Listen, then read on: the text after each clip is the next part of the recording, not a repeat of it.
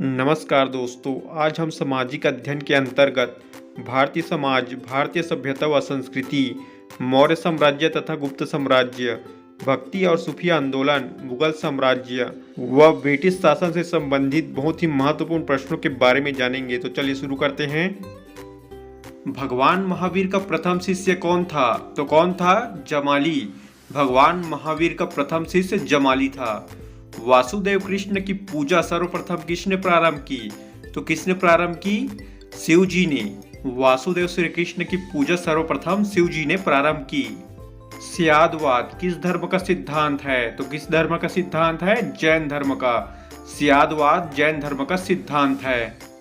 वह शासक कौन था जिसने राज सिंहासन पर बैठने के लिए अपने पिता की हत्या की थी? तो किसने की थी? सम्राट अशोक ने। सम्राट अशोक ने राज सिंहासन पर बैठने के लिए अपने पिता की हत्या की थी। बिंदुसार ने विद्रोहियों को कुचलने के लिए अशोक को कहां भेजा था? तो कहां भेजा था? तक्षशिला में। तक्षशिला में बिंदुसार ने विद्रोहियों को कुचलने के लिए अशोक को भेजा था। चाणक्य किसका प्रधानमंत्री था? तो किसका प्रधानमंत्री था? चंद्रगुप्त मौर्य का। चंद्रगुप्त मौर्य का प्रधानमंत्री चाणक्य था। कलिंग विजय के उपरांत अशोक महान ने किस धर्म को अंगीकार कर लिया था?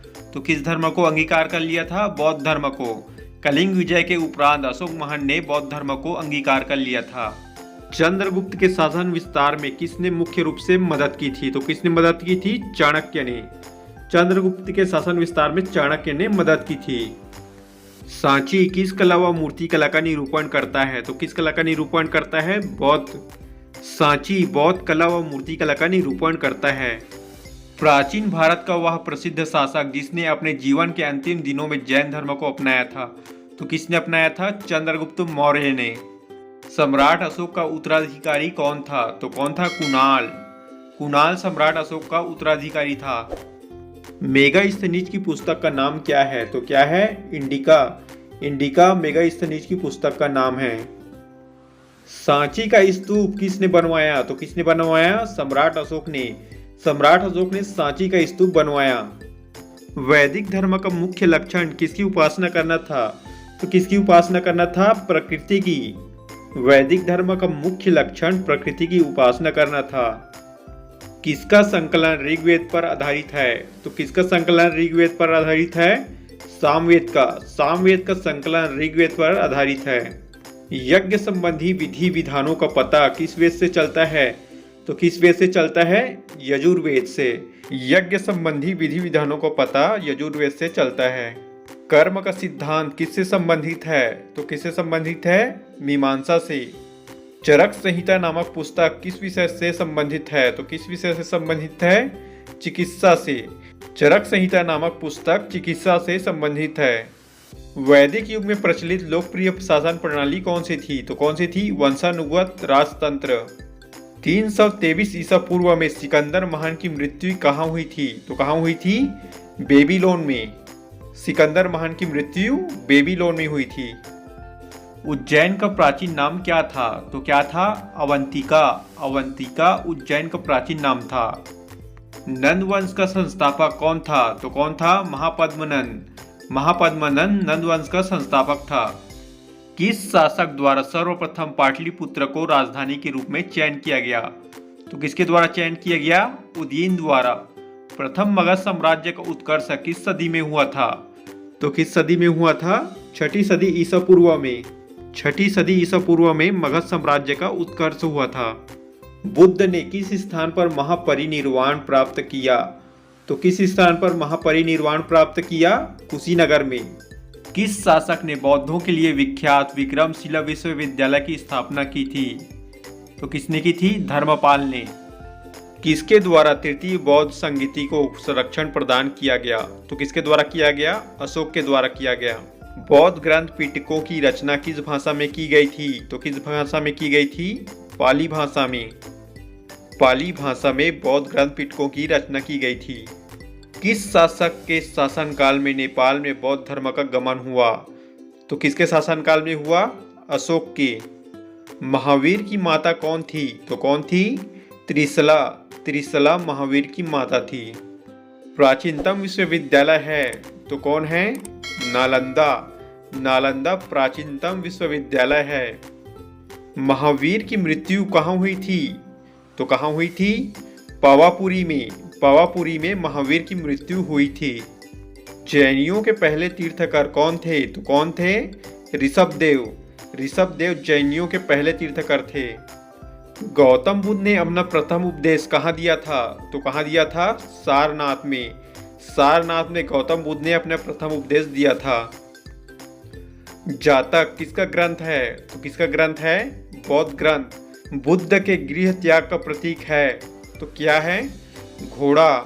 घोड़ा बुद्ध के गृह त्याग का प्रतीक है। सर्वप्रथम शून्यवाद का प्रतिपादन करने वाले बौद्ध दार्शनिक कौन थे? तो कौन थे? नागार्जुन। नागार्जुन सर्वप्रथम शून्यवाद का प्रतिपादन करने वाले बौद्ध दार्शनिक थे।